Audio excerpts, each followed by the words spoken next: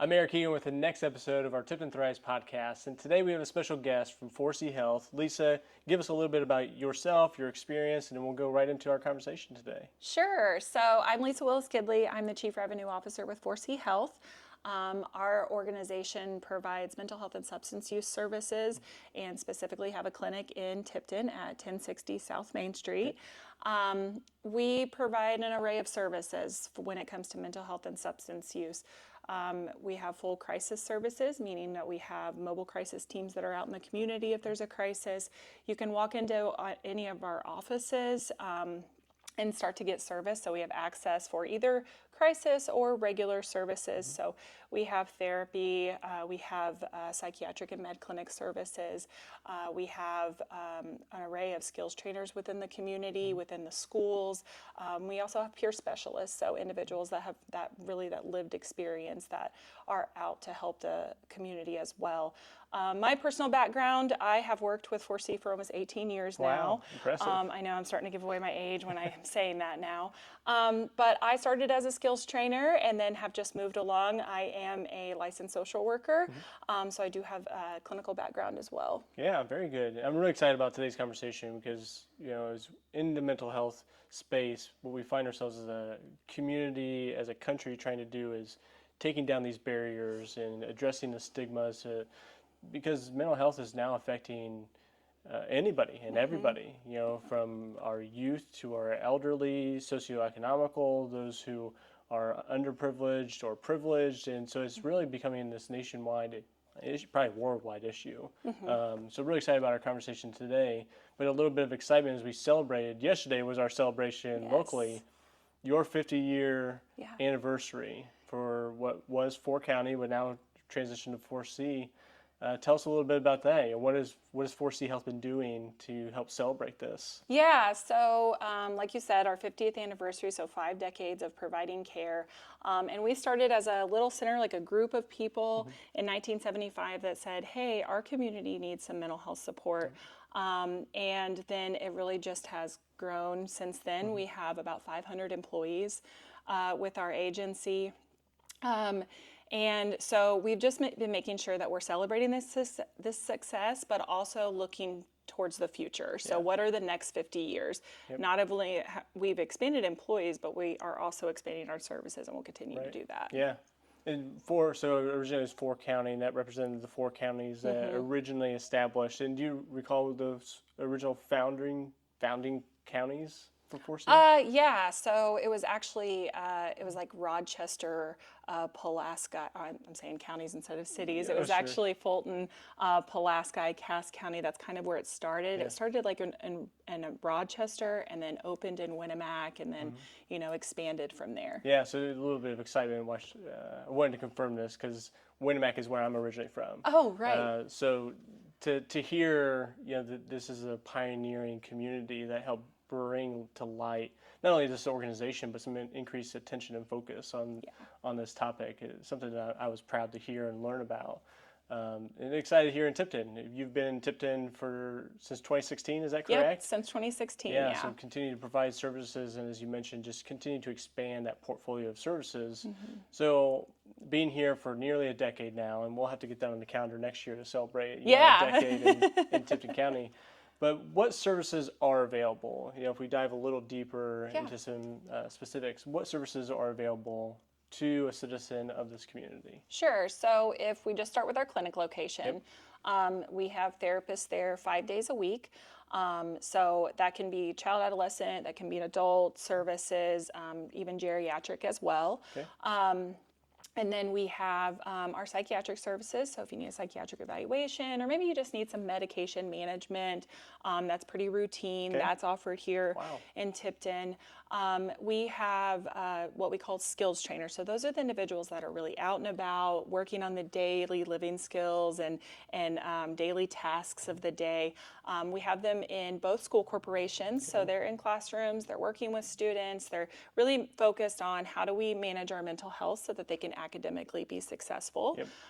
Then we have skills trainers in the community that work with youth and our adult population, and then intensive adults. So maybe those individuals that have more of like a chronic mental health condition that they need that service for. And then peers, like I mentioned earlier. So peers, they have that lived experience. They've maybe experienced addiction or mental health issues in the past, and now they are in recovery.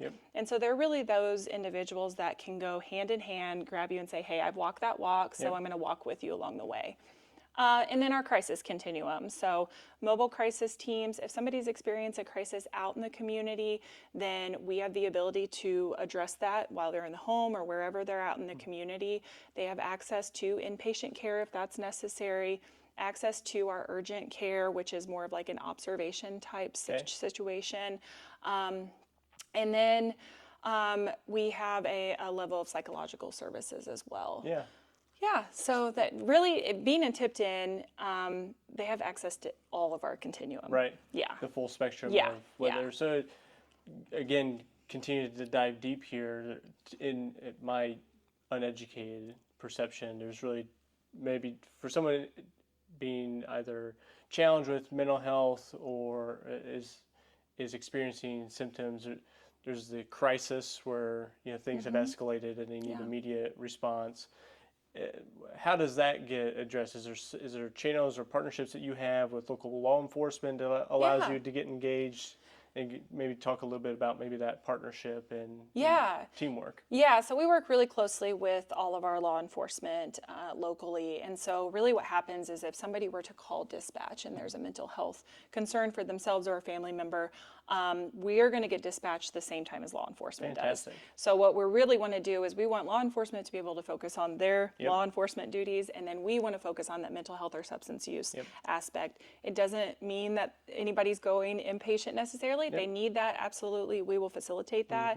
If they just need resources or maybe just a little help getting into regular services, that's really what that team does. Okay. And then so the other, again, from an ignorant perspective, but so then you, as someone who just maybe self-identifies, I'm having some challenges or would like to chat with somebody, they just walk in? They just walk 1060 in. South Main Street? They walk in and they say, I'm ready to start services. And we are going to get them registered and we're going to get them connected. We do those both face-to-face and virtually. And really the goal is, at the moment that you decide that you need that mental health support, we don't want you to wait. We don't want you to schedule and wait a couple weeks out. We don't want you to have to contemplate. Like, we want you to just get you going if you are at that point of taking that step. So you walk in, you get that assessment done, and we get you started with whatever services that you need or want, right? Whether it's just regular therapy or maybe you need some more intensive lines of service. Fantastic. So really trying to eliminate those barriers, as we sort of highlighted before, is how we just provide the services, right, to help support the individual. And so continuing to speak about this, at what point would you recommend somebody, if they're having these discussions, like, man, I don't know if I should reach out, or what would be your advice to that individual? Yeah, so two different things on that. One, you can get on our website and you can actually take a mental health assessment. There's a tool on there. It gives you, multiple tools that you can kind of take an assessment just to kind of give you an idea. But mostly what I say is if you're asking the question, it's probably time, because it's something that's been weighing on your mind. It's something that's really been impacting your day to day. So if you're at the point where you're asking yourself, do I need help? Or maybe I think I need help, just go or call and we'll get you going. Perfect. I think it's fantastic advice. And knowing there's an assessment on your website, we'll be sure to link to that when we post this out. I think that's probably also super helpful for individuals. But if you're asking the questions already, it's already becoming a distraction or impacting your day-to-day life. So reach out to the folks at 4C Health, 1060 South Main Street here in town. The other, I think, unique, and I think this is unique for 4C Health, maybe the state of Indiana, is this new partnership that you've established with the Sheriff's Department here in Tipton County. You speak a little bit about what that is, and maybe some aspirations or goals for this as we sort of look into the future for a statewide effort. So we're really excited about this. So the Sheriff's Department really reached out, and they are really committed to finding wellness and getting wellness resources for their staff. So we have started a officer wellness employee assistance program. So that means that if they identify that they need those services, we're there for them, no charge to them. They get 5 sessions. and that might be enough. Sometimes people just need some tools for their toolbox, and they're able to, move forward from there. But sometimes they need to continue services, which we absolutely would be able to do that. Yeah. And so we're really focused on, kind of piloting that with the Sheriff's Department right now. But the goal is we really want to have all first responders. Our first responders are very important to us. They have a lot of impact in their jobs, their day-to-day, can just have a lot of things that occur that can be, somewhat traumatic to them. And so we want to be able to provide them that support, that education, and just look for that wellness so that they're out and serving the community in a healthy manner. Yeah, this is when I took office last year, one of the first initiatives I launched was to have one-on-one conversations with all my staff members, employees of the city of Tipton. And so speaking to that with public safety, you hear a lot about the possibility of these resources as they come on to, it could just be a tragic accident, but in worst case it's a fatality or multiple fatalities. And yeah, these are the individuals who are responding to that, whose jobs are to take care of that on behalf of not only the families and the individuals, but for the community. And yeah, respecting, man, there's such a weight that they hold with them. And so I'm really excited to hear this because I find myself wanting to be a partner. We chatted about that yesterday at the ribbon cutting for the 50-year celebration. Is, okay, how do I now as mayor of the city get engaged? So I'm really looking forward to this. I want to continue that conversation and thank you and the Sheriff's Department for creating this really unique program opportunity to start to address this. Because you're right, they are important to us. Yeah, and I think the ultimate goal for the Sheriff's Department right now is that they want all kinds of avenues for wellness, whether that be physical, medical assistance, whatever. So it's a piece of a larger scale for their wellness program, which is really exciting. But I always think it's important to kind of note too that everybody deals with things differently. So some people, it really sticks with them. Some people can kind of, shake it off, for lack of better words. But that's why we just want to be open and available for the moment that they say, okay, like I'm at the point that I really need somebody. Right. And it helps highlight the challenge with addressing mental health, because you just mentioned like everybody's going to deal with or and again, for lack of a better term, deal with this trauma. And that's kind of the challenge with it, right? It's not just a prescription that you can write that take this pill and everything's fine, or you go through your 5 sessions and everything's okay. That's not always the case. Right. And so everyone's going to be needing a different level of service and care. So that's the challenge we have before us, right? Yeah. But exciting that we can talk about it now, because when I first started in this business, we talked about mental health, we talked about substance use issues, but I feel like as a community, we approach it in a much different manner than we do now. And now it's okay to talk about it. It's okay to say I'm not okay. It's okay to say I need that assistance. And that is encouraging. So that's exciting. And that's going to be my final question, I think, to you is, how do we help? And thinking of, we're just regular people in a community. How, in your experience, like how do we help those that we see, or how do we just be a good friend, a good neighbor, a good family member?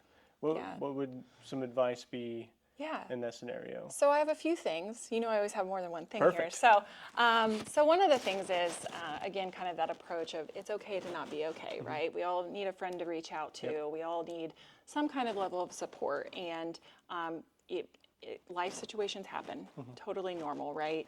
And so always being, just kind of that individual that someone can go to and say, hey, like I'm just not okay, and then you can be a support to them, whether it's just listening, let them vent, whatever the case may be, but also helping guide them if they need those resources. Another way that can be helpful is we also offer mental health awareness training. So that is free training. We've been doing them in Tipton. It's been very exciting. The health department has taken full advantage of it. It's been great. But we do mental health first aid as well as QPR, which is a suicide prevention training. But that really gives you the tools to know, like, if somebody comes to me and they need assistance, that I know what to do with that information. I know what signs, I know what resources to pull from. And it's just really important that we kind of are mindful. The goal of that grant is that we live in rural communities, right? So we don't have a plethora of providers that are all over the place. And so it's to equip the local mailman and the hairdresser and any of those individuals with the tools so that they are able to outreach those in rural communities. Yeah, that is fantastic. And I think good advice that, at its core, just being accessible to the people around you, being aware even to ask maybe an open-ended question, to just help provide that level of support and just to be there, right? To listen. But then if there's a situation and the opportunity presents to help either help guide the individual or encourage the individual to reach out to the professionals at 4C Health, because that's what it's all about, right? Yeah. We want to make sure that we're caring for one another, being good friends, family members, and neighbors. And at the end of the day, I think that's what we all want to be, Yeah. right, is that support network for one another. And we're glad that 4C Health is here in Tipton to be just a part of that network. Yeah, absolutely. And again, we're the professionals, we're the support, but that's something I really love about Tipton is that it is a close-knit community, right? And everybody does support one another. A lot of people know one another, and so they have those connections. So we just want to be a part of that. Yeah, very good. Yeah. Is there anything today that we haven't covered, do you think, we need to address this, or? No, I don't think so. I would like to always offer that folks can join our website. They can go to our website. They can get news and events that occur, any new happenings, our list of services, our locations, our hours of operation. All of those things are on there, as well as job opportunities. I always like to mention we operate on a 4-day work week. So our associates work 4 days a week, 32-hour work week. We're always looking for individuals that are passionate about providing mental health and substance use care, so you can also see our postings there. Perfect. But our website is 4chealthin.org. They even have the ability to do our Chat Now feature, so if they just have some general questions about services, they're welcome to get on there as well. Oh, that's perfect. So I think that's a great close for today's episode. I really want to reach out to those who are watching this and encourage you to reach out to 4C Health's website, and you says 4chealthin.org. Correct. Take their mental health assessment, and if for nothing else, peace of mind for yourself, just to know where you stand, and to extend the invitation to your friends and your family members to make sure that they know that you're there for them, because that is true. So I want to thank you all for watching us here today on the Tipton Thrives podcast. I want to thank Lisa from 4C Health for joining us, and thank you and have a great day.